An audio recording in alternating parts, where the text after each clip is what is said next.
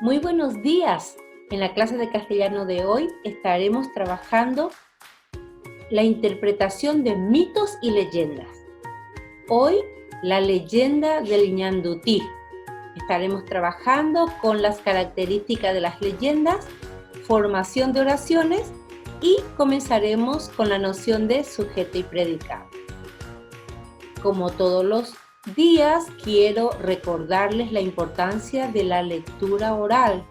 Es muy importante que leamos todo in extenso lo que nos trae la leyenda del ñandutí.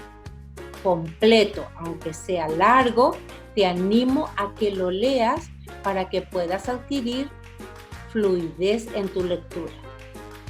La leyenda del ñandutí dice así: un día, Ñanduguazú, hijo del jefe de la tribu, se dio cuenta de que estaba profundamente enamorado de una joven hermosa. Ellos habían crecido juntos, pero muchos jóvenes que andaban por ahí se interesaban también en ella. Ñanduguazú, al darse cuenta de eso, expresó a la joven que quería casarse con ella. Entonces la muchacha le dijo: nos casaremos si me traes un obsequio que sea diferente de los demás y que no pueda ser reemplazado. Así me demostrarás tu amor, le dijo. Así también la joven explicó a los demás muchachos. En poco tiempo se juntaron en la casa tantas cosas bellas que llegaban de los alrededores. Se le traía collares hechos de plumas multicolores de aves, aretes de piedrecillas brillantes, pulseras de todo tipo y esas flores de las más bellas de nuestros bosques verduzcos. Pero de entre esos regalos, ninguno provenía de Ñanduguazú. A Ñanduguazú no se lo vio más por allí. Había ido al bosque a buscar algo precioso que pudiera ablandar el corazón de la joven. Solo quería encontrar alguna cosa que pudiera traer para su amada. De pronto encontró una arañita que estaba tejiendo una tela entramada brillante que lucía con los colores del sol.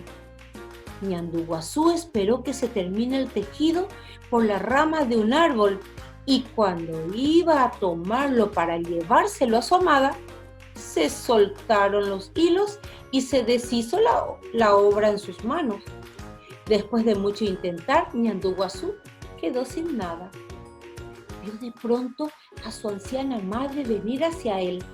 Al saber lo sucedido, la madre arrancó sus blancos cabellos y empezó a tejerlos. Tejió de esa forma una obra preciosa, muy parecida a la que hizo la araña, que podía ser acariciada y lavada sin deshacerse.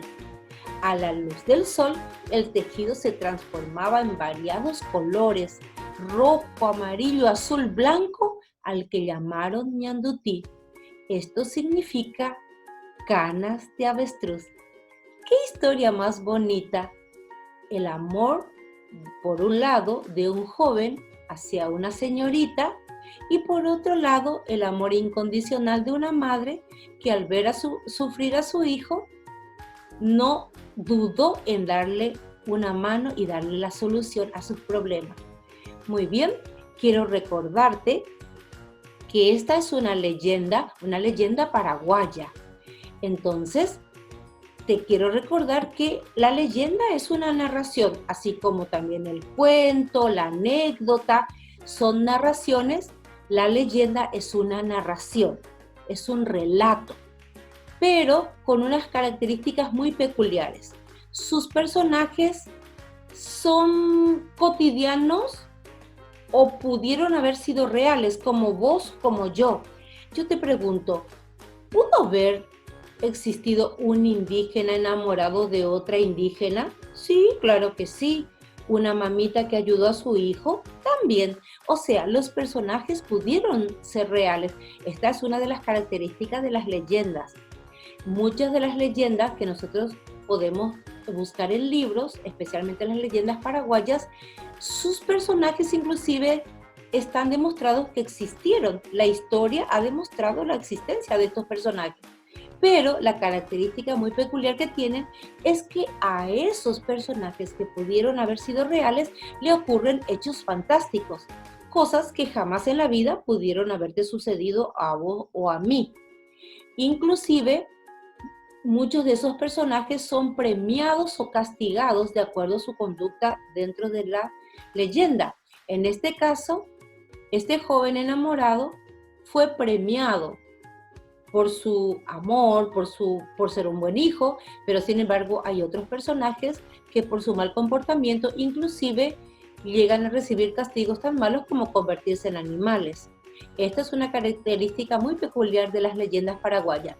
Muchos de sus personajes se terminan convirtiendo en animales, ya sean premiados o por ser castigados por una mala conducta. Muy bien, también vamos a trabajar la oración. ¿Qué es la oración? La oración es el desarrollo de una idea en forma completa. Si yo te leo esta oración, Ñandú Guazú se enamoró de la joven, estoy segura que enseguida se te hizo una idea en la cabeza. ¿Entendiste lo que te dije? Si yo te digo, tu papá te traerá un regalo, por supuesto que vas a estar festejando. ¿Por qué? Porque entendiste lo que te dije. Tu papá te traerá un regalo, es una idea completa, es una oración. Entonces, la oración es el desarrollo de una idea con sentido completo. Esa oración puede estar dividida en dos partes.